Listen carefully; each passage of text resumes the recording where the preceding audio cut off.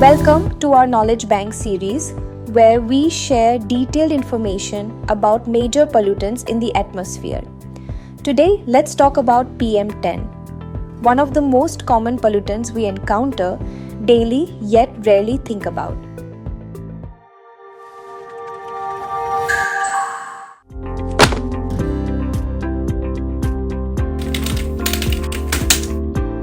What is PM10? Let's understand PM, or particulate matter, is a mix of solid and liquid particles suspended in the air. Some are so tiny they slip right through our nose and throat, reaching deep into our lungs.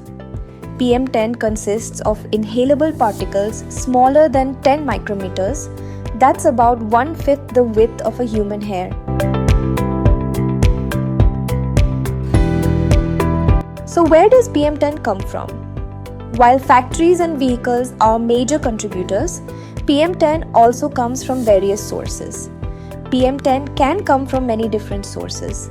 Natural sources include pollen, dust storms, wildfires, and even tiny mold spores floating in the air.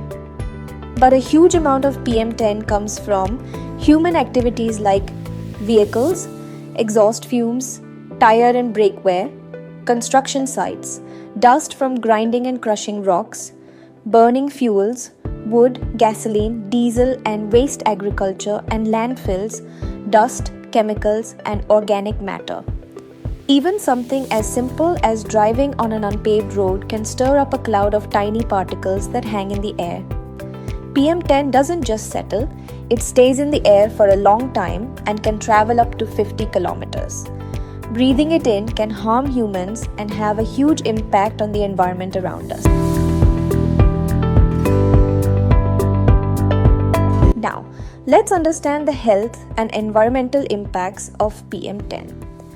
PM10 doesn't just stop at your nose, it travels deep into your respiratory system, reaching your lungs and sometimes even entering your bloodstream. This can lead to serious health problems, including PM10 can irritate the throat and lungs, triggering coughing, breathlessness, and asthma attacks. Inhalation can raise blood pressure, weaken lung function, cause irregular heartbeats, and increase the risk of heart attacks or strokes, bronchitis, pneumonia, and COPD. PM10 exposure can hinder lung growth and function in children, leading to long-term issues. Older adults and pregnant women face higher risks with potential impacts on existing health conditions and fetal development. PM10 doesn't just harm humans, it also has a huge impact on our planet. Have you ever seen a city skyline covered in a thick haze? That's often due to PM10 pollution, making it hard to see distant objects and creating unhealthy air conditions. Some PM10 particles trap heat, while others reflect sunlight, disrupting climate balance. PM10 stunts plant growth and affects food production by settling on crops and soil. PM10 deposits in rivers and lakes, contaminating water and harming aquatic life. These impacts highlight the serious consequences of PM10 pollution on health, the environment, and our daily lives. But the good news is, we can protect ourselves. Now, let's discuss how we can protect ourselves from PM10 exposure. Even though we can't see PM10, we can take steps to reduce our exposure. Check the AQI before heading outside if pollution levels are high. Try to stay indoors. Wear a mask that filters out fine particles. Use air purifiers at home. Plant trees as they help absorb pollutants and improve air quality. Reduce emissions by using public transport, cycling, or switching to EVs. Avoid burning waste or using wood-burning stoves. Regular monitoring and these small steps can make a big difference in reducing exposure to harmful PM10 particles. But how do we accurately measure PM10 around us? We first need to measure PM10 levels with real-time air quality monitors to control pollution effectively. There are 4 key methods used by air quality monitors worldwide. Gravimetric method. This traditional but highly precise method collects air particles on a filter over a 24-hour period.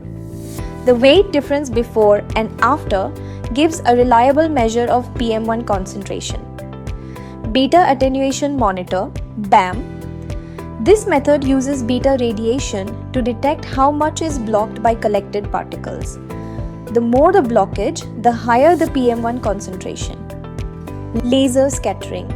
A modern, real-time technique where laser light is scattered by particles, helping determine their size and quantity instantly. Tapered element oscillating microbalance (TOM). It continuously weighs particulates as they build up on a filter. The more particles that collect, the less the filter vibrates, allowing us to measure PM10 levels in real time. PM10 is all around us, but we can take action to monitor, reduce, and protect ourselves from its harmful effects. By learning more about it, monitoring it, and taking small steps to reduce our exposure, we're not just breathing easier. We're investing in healthier communities, a cleaner planet, and a better future. We hope this gave you a deeper understanding of PM10 and its importance. If you have questions or want to explore more, we're always here to help. Stay informed, stay safe, and keep breathing clean.